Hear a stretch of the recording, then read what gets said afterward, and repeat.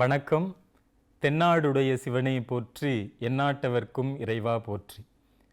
நாம் தொடர்ந்து சைவ சமயத்தின் பெருமைகளையும் அதில் இருக்கக்கூடிய அற்புதமான நிகழ்வுகளையும் கண்டு வருகிறோம்.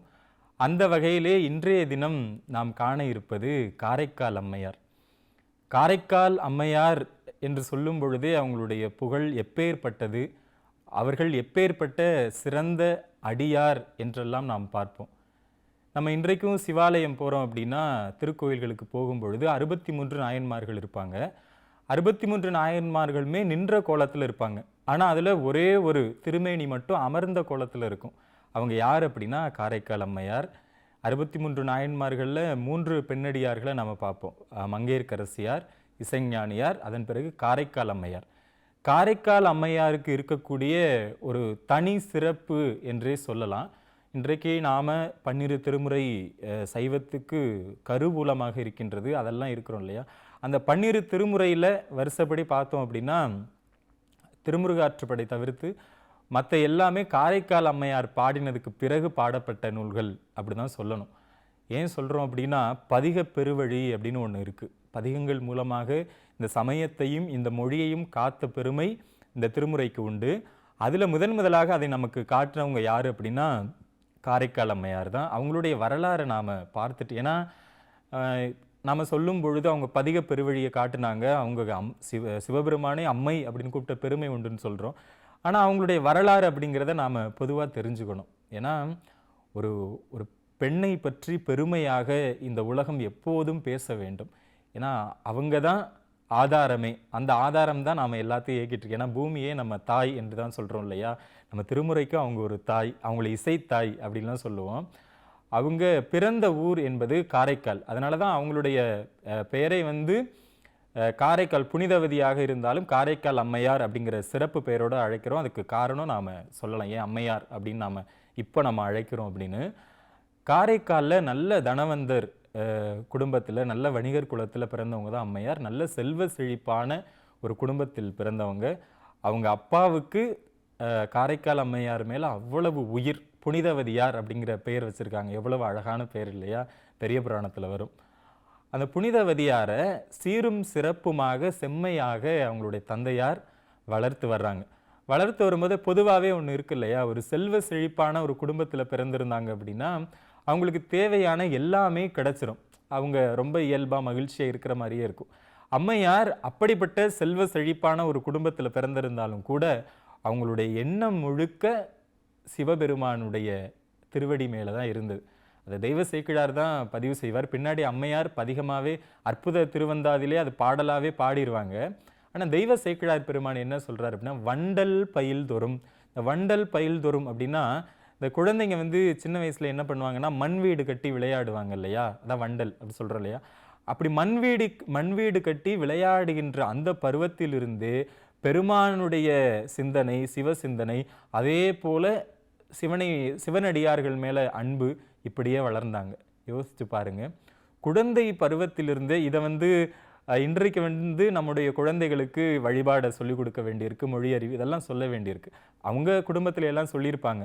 ஆனால் அதை தாண்டி ஒரு விருப்பம் வேணும். நாம் எந்த ஒரு செயலை செய்யணும் அப்படிங்கிறனாலும் ஒரு விருப்பம் இல்லை அப்படின்னா நிச்சயமாக அதை நாம் சிறப்பாக செய்யவே முடியாது. நமக்கு நிறைய செய்திகளை பெரியவங்க அறிவுறுத்தலாம், சொல்லிக் கொடுக்கலாம், நம்ம படிக்கலாம், எல்லாமே இருக்கும். ஆனால் அதை நாம் செய்யணும் அப்படிங்கிற ஒரு உந்துதல் முதல்ல நமக்கு இருக்கணும். அறம் செய்ய விரும்பு அப்படி தானே நம்ம அவ்வை பிராட்டியார் சொல்கிறாங்க. ஏன் விரும்புன்னு சொன்னாங்க? அறம் செய்யணும் அப்படின்னு செய்யக்கூடாது, அதை விரும்பி செய்யணும். விரும்பி செய்தால்தான் அதை நாம் தொடர்ந்து செய்வோம், அதனுடைய தன்மையை உணர்ந்து செய்வோம் அப்படிங்கிறதுனால. இப்போ அப்படி அம்மையார் குழந்தை பருவத்திலிருந்தே சிவ வழிபாடு வளர்ந்துட்டே வர்றாங்க. நல்ல பருவம் வரும்போது, திருமண பருவம் வந்த உடனே பரமதத்தன் அப்படிங்கிறவருக்கு திருமணம் செய்து கொடுக்குறாங்க. இல்லை ரொம்ப சிறப்பு என்ன அப்படின்னா, காரைக்கால் அம்மையாருடைய அப்பா இருக்காங்க இல்லையா, தந்தையார், தன்னுடைய குழந்தை தான் கண் முன்னாடி சிறப்பாக வளரணும் அப்படின்னு நினச்சாங்க. இப்போ நம்ம இருக்கு இல்லையா, பெண்ணை பெற்ற தந்தைகளுக்கு நல்லாவே தெரியும். அந்த குறிப்பாக அப்பாக்களுக்கு பெண் குழந்தை மேலே ரொம்ப ரொம்ப அன்பு இருக்கும். ஆண் குழந்தை மேலே அம்மா ரொம்ப ரொம்ப பாசமாக இருப்பாங்க. இது இயல்பாக எல்லா இடத்துலையும் இருக்குது. சில நேரத்தில் மாறுதலாகவும் இருக்கலாம். ஆனால் தாய் தந்தை 2 பேருக்கும் குழந்தைகள் மேலே அன்பு இருக்கும். அதுபோல தன்னுடைய குழந்தை திருமணமாகி இன்னொரு இடத்துல போய் எப்படி இருப்பாளோ, தூரமா போனா என்ன ஆயிருமோ அப்படிலாம் இல்லாம, என் குழந்தை என் கண்ணு முன்னாடி ரொம்ப நல்லா வாழணும் அப்படிங்கிறதுக்காக ஒரு மாளிகை செய்து கொடுத்து, அவர் மருமகனுக்கு தேவையானவற்றை எல்லாவற்றையும் செய்து கொடுத்துருக்காரு. அப்படின்னா எவ்வளவு அன்பாக அவங்கள பார்த்துருப்பாங்க இல்லையா? இன்னைக்கு அம்மையார் அப்படிங்கிறதுல பார்க்குறோம். ஆனா அவங்கள ஒரு குழந்தையா அவங்களுடைய தந்தையார் எவ்வளவு சிறப்பா பார்த்துருக்காங்க அப்படிங்கிறத நீங்க பெரிய புராணம்லாம் பார்த்தீங்கன்னா, ரொம்ப விரிவாவே நம்ம அதுல பார்க்க முடியும். அப்படி வந்து இருக்கும் பொழுது அவரு வணிகர் தான் இல்லையா? கடையில வேலை இருக்கும். அம்மையார் வந்து வீட்ல அமுது குடுக்குறது, வீட்ட நல்ல சிறப்பாக செய்யக்கூடிய ஒரு இல்ல கிழத்தியாராக இருக்கிறாங்க. இப்போ ஒரு நாள் 2 மாங்கனிகள் அவருடைய கடைக்கு வருது. அத வீட்டுக்கு அனுப்பி வைக்கிறாரு பணியாள்ட்ட குடுத்து. இதுபோல நான் வந்து குடுத்து வச்சுருங்க அப்படின்னு. அப்ப அம்மையார் அப்பதான் அ ச சமைத்து கொண்டு இருக்கிறாங்க. அப்போ ஒரு ஒரு அடியார் ரொம்ப பசியோட வர்றது போல பசியா இருக்குன்னு வந்த உடனே அம்மையார் என்ன செய்றாங்க அப்படின்னா, அப்பதான் நம்ம சோறு அப்படின்னு சொல்றோம் இல்லையா? இன்னைக்கு சாதம் அப்படின்னு சொல்றோம். நல்ல தமிழ் சொல் என்ன அப்படின்னா சோறு தான். சோறு அப்படிங்கன்னா பக்குவம், அரிசியை பக்குவப்படுத்தி உணவு உண்கின்ற நிலையில் இருக்கு இல்லையா? பசியை தீர்க்கக்கூடிய ஒரு நிலைக்கு வருது இல்லையா? அதுக்கு சோறுன்னு பேரு. சைவ சமயத்தில் சோறு என்றால் முத்தி அப்படின்னு பொருள். ரொம்ப அற்புதமான சொல். அதெல்லாம் நாம தொடர்ந்து பயன்படுத்தணும். சோறு அப்படிங்கிறது. பாதகமே சோறு பற்றினவா தோல் நோக்கம் என்பது மணிவாசகர் வாக்கு. அப்ப அதுபோல அம்மையார் வந்து அப்பதான் சோறு வடிச்சிருக்காங்க. நம்ம பழக்கத்துல சொன்னா. அப்ப இன்னும் பதார்த்தங்கள் எல்லாம் செய்யல. அது கறி அமுதுன்னு சொல்லுவோம் இல்லையா? அதெல்லாம் இன்னும் செய்யல. அப்ப வந்துட்டாங்க. ஆனா பசியோடு இருப்பவரை ஒருபோதும் தாமதிக்கவே செய்யக்கூடாது. அது ரொம்ப முக்கியமானது. ஒருவர் பசியோடு இருந்தால், இருங்க உங்களுக்கு நல்ல அறுசுவை உணவு தயார் செய்து தர்றேன் அப்படின்னு சொல்லிட்டு அவங்கள தாமதிப்பதை காட்டிலும், இருங்க என்கிட்ட ஒரு கூழ் இருக்கு, ஒரு கொஞ்சம் உணவு இருக்கு, அது பழம் இருக்கு, கொஞ்சம் சாப்பிடுறீங்களா அப்படின்னு குடுக்கிறது தான் ரொம்ப சிறப்பு. விருந்தோம்பல் அது ரொம்ப ரொம்ப அற்புதமானது. அந்த விருந்தோம்பலை இந்த உலகத்திற்கு ரொம்ப அருமையா சொன்னவர்கள் நாம். மோப்ப குழையும் அனிச்ச முகம் திரிந்து நோக்க குழையும் விருந்து அப்படின்னு அதிகாரமே படைத்தார் வள்ளுவர் இல்லையா? அப்ப அதுபோல அம்மையார் வந்து அங்க சொன்ன உடனே தெய்வ சேக்கிழார் பெருமான் பெரிய புராணத்துல அதை சொல்லுவார். கரியமுது அங்கு உதவாதே திரு அமுது கைகூடன்னு சொல்வார். கறி அமுது அப்படிங்கிறது என்ன அப்படின்னா, பதார்த்தங்கள் இதெல்லாம் காய்கறிகள் இதெல்லாம் செஞ்ச கூட்டு, பொரியல் இதெல்லாம் இருக்கு இல்லையா? குழம்பு இதெல்லாம். அப்ப கறி அமுது அங்க உதவல. இன்னும் செய்யல. உதவலன்னா இல்லன்னு பொருள் இல்ல. இன்னும் அவங்க செய்யல. அப்ப திரு அமுது அப்படின்னா, இறைவனுக்கு உகந்ததானது என்ன? அவங்க அம்மையார் அன்போட ஒண்ணு கொடுக்க நினைச்சாங்க. சாதம் இருக்கு, சோறு இருக்கு. அதே போல அது என்ன மாம்பழம் கொடுத்த 2 மாம்பழம் இருக்கு இல்லையா? ஒரு மாங்கனியை எடுத்து அதை கொடுத்தாங்க. ஏன் இது திரு அமுது அப்படின்னு மாங்கனியை சொல்றோம் அப்படின்னா, இறைவன் இன்னொரு மாங்கனியை தரவே போறார். இறைவனிடம் வரப்போகிறது இல்லையா? இறைவனிட்ட இருந்து வரப்போகுது. அப்ப அப்படி கொடுத்த உடனே அவர் பசியாறி சென்றார். அவங்க கணவர் வந்து மதியம் வீட்டுக்கு வர்றாரு சாப்பிடுறதுக்காக. அப்போ அந்த மாங்கனியை எடுத்து வெட்டி அம்மையார் கொடுக்குறாங்க. அதை சாப்பிடுறாரு. ரொம்ப சுவையா இருக்கு. சுவையா இருந்த உடனே அம்மையார்ட்ட மறுபடியும் கேட்கிறாரு. இன்னொன்னு மாங்கனி கொடுத்தனே அதையும் கொண்டு வான்னு சொன்ன உடனே அம்மையார் எதுவும் யோசிக்கல. நேரா உள்ள போனாங்க. இன்னொரு மாங்கனி கேட்கிறாரு அப்படின்னு சுவாமி நினைக்கும் போது அடியார் கொடுத்துட்டோமே அப்படின்னு சொல்லும்போது இறைவன் ஒரு மாங்கனியை வர வச்சார். வர வச்ச உடனே அம்மையார் வந்து மறுபடியும் வந்து கொடுத்தாங்க. கொடுத்த உடனே அவர் கணவர் சாப்பிட்டுட்டு அவர் பாருங்களேன், மாம்பழம் ஒரு மாம்பழம் சாப்பிட்டாச்சு, இன்னொன்று மாம்பழம் தான் சாப்பிட்றோம். அவர் ரொம்ப கவனமாக இருந்திருக்காரு. ஏற்கனவே கொடுத்த மாங்கனி போல சுவை இல்லை, இது ரொம்ப அதை விட ரொம்ப சுவையாக இருக்குது, வேற மாங்கனி போல இருக்குது. நான் ஒரு மரத்தில் காய்த்த 2 மாங்கனிகள் தானே கொடுத்தேன், இது என்ன அப்படின்னு சொன்ன உடனே அம்மையாரை நிறைய கேட்குறாங்க. கேட்ட உடனே அம்மையார் ஒரு கட்டத்துக்கு மேலே உண்மையை சொல்கிறாங்க. இந்த மாதிரி ஒரு அடியார் வந்தார், அவர்களுக்கு நான் வந்து இந்த மாங்கனியை வந்து நான் கொடுத்துட்டேன். இப்போ இங்கே இருக்கிறது வந்து இறைவன் அருளால் கொடுக்கப்பட்டது அப்படின்னு சொன்ன உடனே நம்பலை. இப்போது அப்படி தானே இருக்குது. நம்ம ஏதாவது ஒரு உண்மையை சொன்னால் கூட அதை உண்மைன்னு நாம் நிரூபிக்கிறதுக்குள்ளே போதும் ஆகும். அப்படி இருக்குது. ஏன்னா அந்த உலகம் அப்படி இருக்குது. அப்படி கேட்ட உடனே இல்லை நீ பொய் சொல்கிற, அதெல்லாம் நான் நம்ப முடியாது. இப்போ வந்து எனக்கு அதே போல் நீ சொன்னப்போ நீ கேட்டப்போ அந்த மாங்கனி வந்தது இல்லையா, அதே போல் இன்னொரு மாங்கனியை தர சொல்லு, நான் நம்புகிறேன் அப்படின்னு சொன்னார். அப்போ அம்மையார் வந்து பெருமான்கிட்ட செய்த விண்ணப்பம் என்ன தெரியுமா? இதுக்கு முன்னாடி நான் கேட்டேன் வந்தது, அது ஒன்றும் இல்லை, அது வராமல் கூட இருந்திருக்கலாம், நான் கூட சொல்லியிருப்பேன். ஆனால் இப்போ வந்தே ஆகணும். இப்போ வரல அப்படின்னா உன்னுடைய அருள் பொய்யென்று நினைத்து விடுவார்கள். இப்போ இறைவனுக்கு சொல்கிறாங்க, இறைவா உன்னுடைய அருள் பொய்யென்று இந்த உலகம் ஒருபோதும் நினைக்கக்கூடாது. அதுக்காக உண்மையாமெனில் உலகர் முன் வருகை என உரைப்பார்னு சம்பந்தமூர்த்தி பெருமான் வரலாறுல நம்ம தெய்வ சேக்கிழார் சொல்லுவார். அதுபோல இங்கே அது வரணும் அப்படின்னு சொன்னோம்னா அப்படியே மாங்கனி மீண்டும் வந்தது. ஆனால் பரமதத்தனால் அதை உண்ண முடியலை. ஏன்? அவர் சான்று கேட்டார், சுவாமி அடியாருக்காக அதை செய்தாரே தவிர அது ஒன்றும் இல்லைன்னு தெரிஞ்ச உடனே அப்போவே பரமதத்தன் காரைக்கால் அம்மையாரை, இவள் பெண் அல்ல, என்னுடைய மனைவி அல்ல, தெய்வம் அப்படின்னு சொல்லிட்டு அதை மனசுக்குள்ளே வச்சுக்கிட்டார் வெளிப்படுத்தாமல். இப்போ அதன் பிறகு நான் ரொம்ப திரைக்கடல் ஓடியும் திரவியம் தேடு அப்படிங்கிற மாதிரி நான் செல்றேன்னு சொல்லிட்டு நாவாயெல்லாம் செய்து படகெல்லாம் செய்து கிளம்பி போயிட்டாங்க. அதுக்கப்புறம் இவங்க தெய்வம் இல்லையா, அதனால் பாண்டிய நாட்டு குலசேகரப்பட்டினத்தில் போய் ஒரு திருமணம் செய்து தனக்கு பிறந்த பெண் குழந்தைக்கு புனிதவதி அப்படிங்கிற பெயரையும் வைத்து இருக்கிறத கேள்விப்பட்ட உடனே அம்மையார் ரொம்ப காத்திருப்பாங்க. இந்த துன்பம் நேர்ந்த உடனே அவங்கள கூட்டிட்டு அந்த குலசேகரப்பட்டினத்துக்கு பல்லக்கில் கூட்டிட்டு போவாங்க. அவங்க தந்தையாருக்கு எவ்வளவு துன்பமாக இருந்திருக்கும் இல்லையா, யோசிச்சு பாருங்க. நம்ம இப்படி தான் பார்க்குறோம். இன்னொரு பக்கம் இது. அப்போ அங்கே போன உடனே மனைவி குழந்தையோட பரமதத்தன் ஓடி வந்து அம்மையாருடைய திருவடியில் விழுந்து, இவள் எங்கள் தெய்வம், நீங்கள்லாம் தெய்வமாக வணங்குங்க அப்படின்னு சொன்ன உடனே அப்படியே என்ன யோசிக்கிறாங்க, என்ன மனைவி காலில் போய் கணவன் விழுகிறதா அப்படிலாம் சொல்கிறாங்க. அப்போ அம்மையார் வந்து ஒதுங்கி நிற்கிறாங்க. நின்ற உடனே அம்மையார் எடுத்த ஒரு பெரிய முடிவு, நீங்கள் சொல்லும்போது அவங்க ரொம்ப எலும்பு உருவமாக இருக்கிறாங்க, அது என்னவா இருந்திருக்கும், வயதாகி அப்படிலாம் இல்லை, பல தரப்பட்ட தகவல்கள் இருக்குது சொல்கிறாங்க. ஆனால் பெரிய புராணம் ரொம்ப தெளிவாக சொல்லுவது, அந்த பேய் உருவத்தை அம்மையாரே பெற்றார். அதனால பெருமிழலை குறும்பர்க்கும் பேயார்க்கும் அடியேன் அப்படின்னு சுந்தரமூர்த்தி பெருமான் திருத்தொண்ட தொகையில் அம்மையார பேயார் அப்படின்னு சொல்லிடுவாங்க. இந்த பேயார்னா ரொம்ப பேய், இந்த பேயாருக்கும் ரொம்ப பூதம் அப்படி அல்ல. அம்மையார் அந்த பேய் உருவத்தை வேண்டி பெற்றுக்கொண்டாங்க.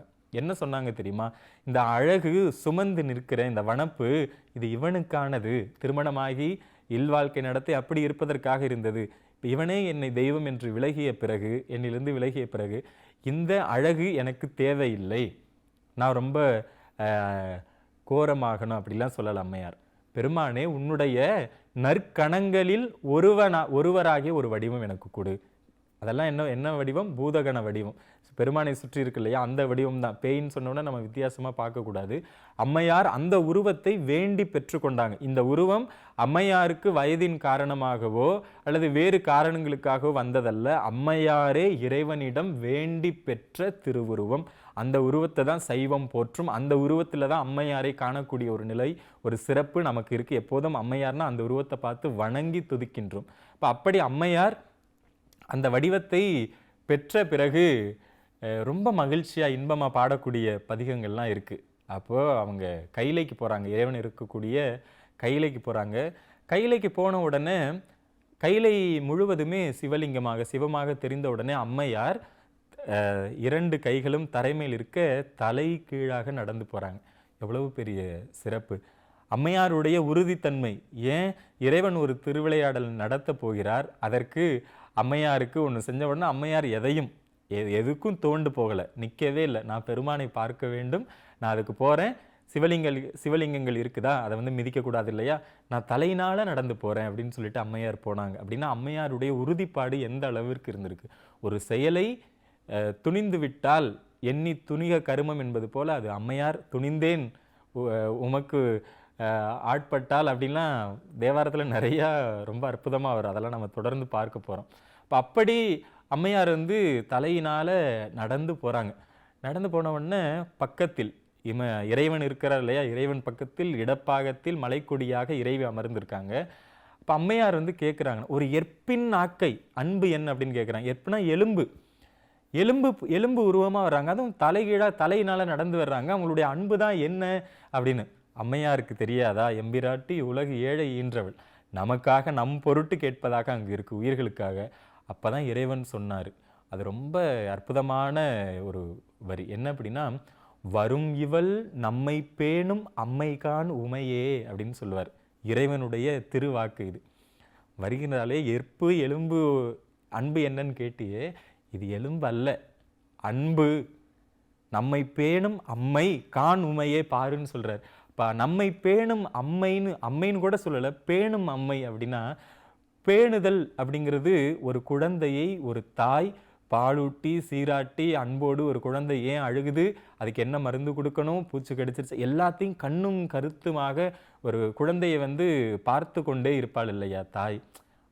அப்படி அந்த அளவிற்கு பெருமானை தன்னுடைய நெஞ்சத்தில் கணவன் விட்டுட்டு போனதுக்கு அப்புறம் அம்மையார் ஒன்றும் இறைவன் மீது அன்பு வைக்கல, இனிமே குடும்பம் இல்லை ஒண்ணுமே இல்லை, நான் துறவியாக போக போறேன், இறைவன் தான் அப்படின்னு எல்லாத்தையும் துறந்துட்டு போறேன், அப்படி அல்ல. வண்டல் பயில்தோறும் பிறந்து மொழி பயின்ற பின்னெல்லாம் காதல் சிறந்து நின் சேவடியே சேர்ந்தேன் மஞ்ஞான்ற கண்டத்து வானோர் பிரானே எஞ்ஞான்று தீர்ப்பது இடர் அப்படின்னு அம்மையார் பாடுவாங்க. அவங்க பிறந்து மொழி பயின்ற அப்போதிலிருந்தே பெருமானுடைய சிந்தனை தான் அவங்களுக்கு நிரம்பி இருக்கக்கூடியதாக இருக்கும்.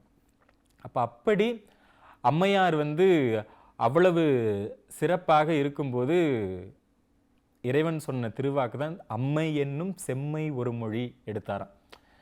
வருகின்ற காரைக்கால் அம்மையார் இருக்காங்களே, அவங்க என்னுடைய அம்மை, அதுவும் என்னுடைய அம்மைன்னு கூட இறைவன் சொல்லு, நம்மை பேணும் அம்மைகா, நம்மை நெஞ்சில் சுமந்தவங்க தான் அங்கே வந்துகிட்டு இருக்காங்க. ஏன்னா சைவம் சொல்லும் இறைவனும் இறைவியும் வேறு வேறு இல்லை, ஒன்றவன் தானே இரண்டவன் இன்னருள் அப்படிங்கிறத நம்ம சைவம் ரொம்ப அற்புதமாக சொல்லும்.